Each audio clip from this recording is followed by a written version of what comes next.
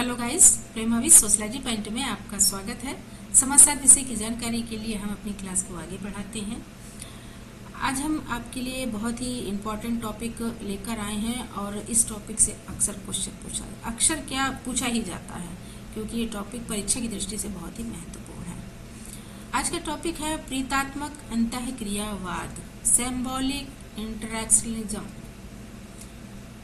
प्रीतात्मक अंतःक्रियावाद, जैसा कि नाम से ही स्पष्ट हो रहा है, प्रीतात्मक यानी किसी चीज का प्रतीक, निशान, संकेत, तो इनके माध्यम से जब व्यक्ति अंतःक्रियाएं करता है उसे ही प्रीतात्मक अंतःक्रियावाद कहते हैं। आज के वीडियो में हम ये जानेंगे कि प्रीतात्मक अंतःक्रियावाद सिद्धांत के अंतर्गत कौन कौन से समाजशास्त्री आते हैं जिन्होंने अपने सिद्धांत और अवधारणाएं दी हैं, और इस प्रीतात्मक अंतःक्रियावाद के अंतर्गत जो भी समाजशास्त्री आते हैं उनके द्वारा दी गई अवधारणाएं बहुत ही इम्पॉर्टेंट हैं, उनकी बुक्स वगैरह भी बहुत इम्पॉर्टेंट है। तो चलिए हम आज प्रीतात्मक अंतःक्रियावाद सिद्धांत के विषय में जानते हैं और समझते हैं, आगे बढ़ते हैं। आगे बढ़ने से पहले यदि आप मेरे चैनल पर पहली बार विजिट कर रहे हैं तो चैनल को लाइक, शेयर, सब्सक्राइब अवश्य कर दीजिए। तो पहला स्टार्ट करते हैं।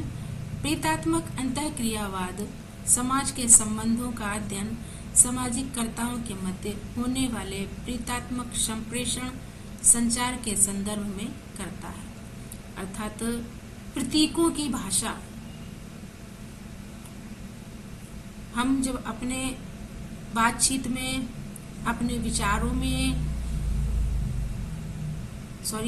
नहीं, अपने हाव भाव से, अपने किसी हाथ पैर के इशारे से या अपने शरीर के किसी भी संकेत से, शरीर के किसी भी संकेत के माध्यम से जब हम किसी से को कुछ कहना चाहते हैं और वो हमारी बात को समझ लेता है, उसका अर्थ निकाल लेता है, तो उसे ही प्रीतात्मक अंतःक्रिया कहते हैं। तो ये जो प्रीतात्मक अंतःक्रियावाद सिद्धांत है, ये हमारे संप्रेषण यानी हमारे हाव भाव से, हमारे हाथ पैर की क्रियाओं से, यानी एक संकेत के द्वारा जब हम किसी से बातचीत करते हैं तो उसे ही प्रीतात्मक अंतःक्रियावाद कहते हैं। प्रतीक संचार के साधन होते हैं। जो प्रतीक होते हैं, एक उदाहरण लेते हैं कि देखते हैं जब हम सड़क पर यात्रा कर रहे होते हैं तो सड़क के किनारे पर 3 लाइट्स लगी होती हैं, यातायात के सिग्नल होते हैं, ग्रीन, येलो और रेड। तो जब रेड होता है तो हम लोग रुक जाते हैं, ग्रीन होता है तो हम चल पड़ते हैं। इसी तरीके से इनके संकेत होते हैं और इनके संकेत मिलते ही हम अपनी क्रिया स्टार्ट कर देते हैं, शुरू कर देते हैं। इसी तरीके से जब व्यक्ति किसी दूसरे से ना बोलकर अपने इशारों के माध्यम से, अपने हाव भाव के माध्यम से किसी बात को कहना चाहता है तो उसे प्रीतात्मक अंतःक्रिया कहते हैं। जैसे जब बच्चा रोता है, हंसता है, तो जब वो रोता है तो हम समझ जाते हैं कि ये किसी चीज़ के लिए कोई मांग है इसकी, ये कोई चीज़ चाह रहा है। हंसता है तो हम समझ जाते हैं कि खुश है। तो ये सब प्रतीक होते हैं व्यक्ति के, और इन प्रतीकों के द्वारा ही जब समाज में अंतःक्रिया होती है तो व्यक्ति उसका अर्थ निकालता है। प्रतीक संचार के साधन होते हैं जो चिन्हों एवं उपायों से बनते हैं, जिनके द्वारा व्यक्ति न केवल अन्य व्यक्तियों के लिए वस्तुओं के रूप में संदर्भित होते हैं, अपितु अन्य व्यक्तियों के विचारों, मूल्यों और अनुभवों को भी ग्रहण करते हैं। यानी जब व्यक्ति संकेत के माध्यम से किसी से कोई बात करता है तो उसमें उसके अपने विचार शामिल होते हैं, उसके अपने अनुभव शामिल होते हैं और उसकी अपनी एक पहचान होती है, उसके अपने मूल्य होते हैं। तो इनके द्वारा जब वो उस संकेत में ये सब कुछ उसके शामिल होता है और दूसरा व्यक्ति इन संकेतों को समझकर अर्थ निकालता है और उनके पारस्परिक विनिमय और अंतः प्रवेश में सहायक होते हैं। इस दृष्टि से प्रीतात्मक अंतःक्रियावाद का जीवन के विचारों और भावों की अंतःक्रिया से है। यानी समाज में व्यक्ति कार्य करता है तो बहुत से कार्य उसके प्रतीकों के माध्यम से संपन्न होते हैं। प्रतीकों की भाषा चलती है, उसके हाव भाव चलते हैं।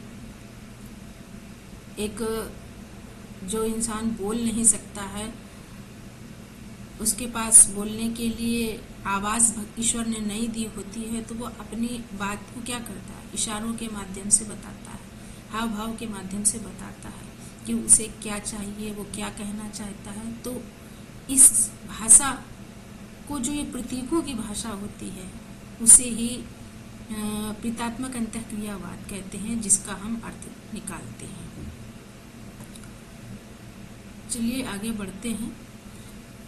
प्रतीक भाषा भी होती है, वस्तुएं भी होती हैं, क्रियाएं भी होती हैं, ध्वनि भी होती है, वस्त्र भी होते हैं, जिनका प्रयोग किसी घटना को प्रकट करने के लिए किया जाता है। जैसे वेशभूषा में हम विभिन्न प्रकार के ब्रांड के कपड़े कंपनियां लॉन्च करती है, निकालती है, बहुत सारे ब्रांड के कपड़े निकालती है। तो उस ब्रांड से, यानी ये क्या ब्रांड क्या होता है, प्रतीक होता है, पता चल जाता है कि ये कंपनी कौन सी है और इस कंपनी का कपड़ा अच्छा है कि खराब है, कीमती है या कम कीमती है, तो ये सब पता चल जाता है। जैसे सामाजिक प्रतीक होता है, सामाजिक प्रतीक में लोगो आ जाता है।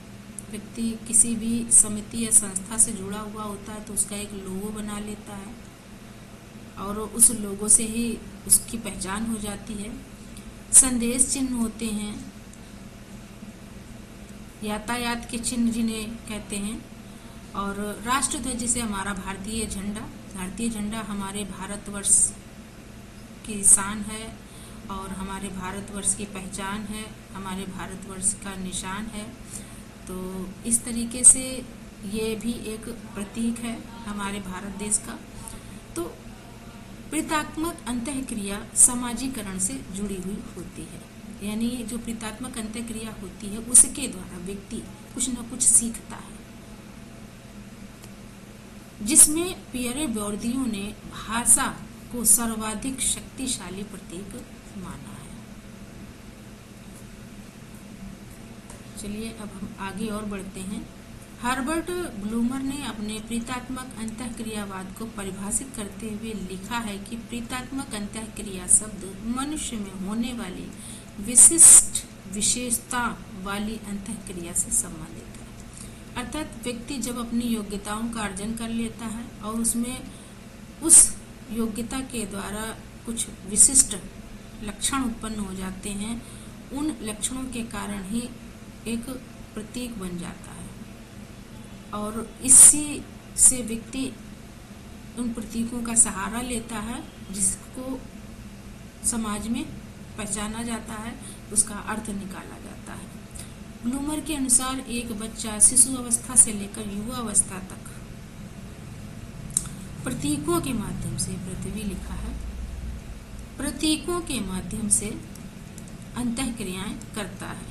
जैसे हंसता है, रोता है, दुखी होता है, ये भी सब क्या है, प्रतीक है, क्योंकि इनके माध्यम से बच्चा बोल नहीं सकता है और हम इनके माध्यम से समझ पाते हैं कि बच्चा क्या चाहता है। प्रीतात्मक अंतःक्रियावाद शब्द की उत्पत्ति हर्बर्ट ब्लूमर से जुड़ी हुई है। सन 1937 में इनकी पुस्तक सिंबॉलिक इंटरेक्शनलिज्म शब्द का प्रयोग इनके द्वारा किया गया।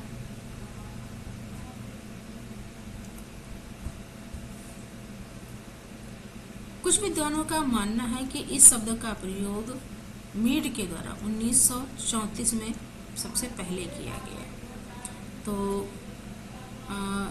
हर्बर्ट ब्लूमर ने अपनी पुस्तक सिंबॉलिक इंटरेक्शनलिज्म में इस शब्द का प्रयोग सर्वप्रथम किया। हर्बर्ट ब्लूमर ने 1969 में प्रकाशित अपनी पुस्तक सिंबॉलिक इंटरेक्शनलिज्म पर्सपेक्टिव एंड मेथड में इसकी व्याख्या की है। इस पुस्तक में इन्होंने इसकी व्याख्या की है कि प्रीतात्मक अंतःक्रियावाद क्या है। चूंकि इसका संबंध मानवीय मन और मस्तिष्क के साथ सामाजिक मनोविज्ञान की विषय वस्तु से है, अर्थात ये क्या है, प्रीतात्मक अंतःक्रियावाद व्यक्ति अपने मन में कोई विचार करता है और उस विचार के द्वारा जब वो विचार समाज में फैल जाता है, उसकी एक अपनी अलग भाषा बना लेता है प्रतीक के द्वारा। तो ये एक मस्तिष्क, मन और मस्तिष्क से जुड़ी हुई स्थिति है। अतः इस अवधारणा के रूप में जेम्स डेवी थॉमस, C.H. कूले एवं हर्बर्ट न्यूमैन ने अपनी रचनाओं में भी इसे स्पष्ट किया है। मीड की पुस्तक माइंड, सेल्फ एंड सोसाइटी में इस सिद्धांत के विभिन्न पक्षों की अवधारणात्मक रूप को भी स्पष्ट किया है। सामाजिक मनोवैज्ञानिक अंतःक्रियावाद व्यक्ति के मन का संबंध सामाजिक अंतःक्रिया से जोड़ते हैं, अर्थात मन में उठने वाली विचारों को एक हाव भाव के रूप में प्रकट करना ही प्रीतात्मक अंतःक्रिया है, जिसको सामाजिक अंतःक्रिया से जोड़ा जाता है। अंतःक्रिया के माध्यम से सोचने समझने की क्षमता का विकास होता है। सोचने समझने का विकास तभी होता है जब व्यक्ति किसी दूसरे समाज के दूसरे लोगों के व्यक्ति के संपर्क में आता है और फिर वो उसके अंदर बहुत सारे विचार उत्पन्न होते हैं और उन विचारों के द्वारा ही उसके अंदर तर्क करने की शक्ति आती है, अर्थात सोचने समझने की क्षमता बढ़ती है। इसमें प्रतीकों का विशेष महत्व होता है क्योंकि इन्हीं के माध्यम से लोगों की समझ विकसित और परिपक्व होती है। प्रतीकों के माध्यम से व्यक्ति पारस्परिक अंतःक्रिया के माध्यम से जहां अपने मनोभावों को दूसरों के सम्मुख प्रस्तुत करता है, वहीं उसके मनोभावों को स्वयं भी ग्रहण करता है। अर्थात किसी के हाव भाव को जब कोई व्यक्ति समझता है तो दूसरा भी उसके हाव भाव को समझता है कि ये ऐसा क्यों कर रहा है और इसका क्या मतलब है, और जो दूसरा कर रहा है तो वो उससे अपेक्षा करता है कि ये मेरे भाव भावों को समझ सकता है, हमारे संकेत को समझ सकता है।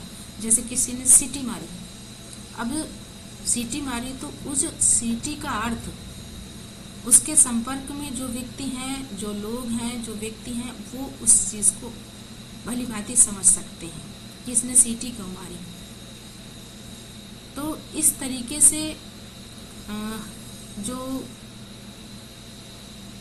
व्यक्ति क्या करता है कि अपने मनोभावों को स्वयं भी ग्रहण करता है और उसके मनोभावों को दूसरा समझता भी है। इस दिशा में कूले का स्वदर्पण का सिद्धांत विशेष रूप से महत्वपूर्ण है कि लोग परस्पर एक दूसरे के बारे में क्या कल्पना करते हैं। जैसा कि अभी मैंने बताया कि सीटी मारने वाला इंसान सीटी क्यों बजा रहा है, इसका अर्थ उसके संपर्क में आए हुए व्यक्ति लगाते हैं और वो सीटी मार रहा है इसलिए कि मेरी बात को दूसरे व्यक्ति समझ जाएं। तो एक दूसरे लोग परस्पर एक दूसरे के बारे में एक कल्पना कर लेते हैं। उनकी अंतःक्रियात्मक प्रतिक्रिया ही व्यक्ति की स्वयं की इमेज होती है, अर्थात उनके द्वारा जो क्रिया की जाती है वो व्यक्ति की अपना व्यक्तित्व होता है। अपने व्यक्तित्व में अपने मन में अपने विचारों के द्वारा जो संकेत लोगों के समक्ष रखता है, उससे उसकी व्यक्तित्व की स्पष्ट पहचान की जा सकती है। प्रतीकात्मक अंतःक्रिया समाज में चलने वाली निरंतर प्रक्रिया है। इसमें व्यक्ति ही अंतःक्रिया का केंद्र बिंदु है। अतः पारस्परिक अंतःक्रिया में प्रतीकों की महत्वपूर्ण भूमिका होती है। मनुष्य प्रतीकों और वस्तुओं को विशिष्ट अर्थ प्रदान कर अंतःक्रियाएं करता है।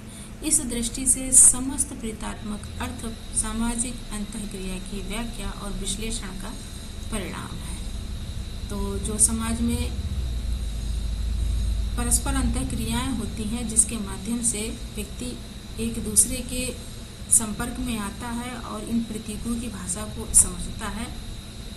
प्रतीकात्मक अंतःक्रिया सिद्धांत के विकास में अमेरिकी समाज वैज्ञानिक का विशेष योगदान है। इसके अग्रणी विचारों में Charles हर्टन कूले, Herbert Mead, bloomer, Kohn और इवरिंग गोफमैन आदि समाजशास्त्री आते हैं। तो आज हम लोगों ने प्रतीकात्मक अंतःक्रियावाद के विषय में जाना, जो बहुत ही महत्वपूर्ण टॉपिक है और इस टॉपिक से क्वेश्चन अवश्य पूछा जाता है। चूँकि मैंने ये वीडियो बहुत ही शॉर्ट में बनाया है और इसके विषय में हम जो विचारक हैं, प्रतीकात्मक विचारक हैं, हर्बर्ट, ब्लूमर, मीड, कूले, इनके विषय में मैं अलग अलग वीडियोस बनाऊंगी और अपलोड करूंगी। तो आप लोग उसको देखिएगा और चैनल को सब्सक्राइब जरूर करिए। Thanks for watching.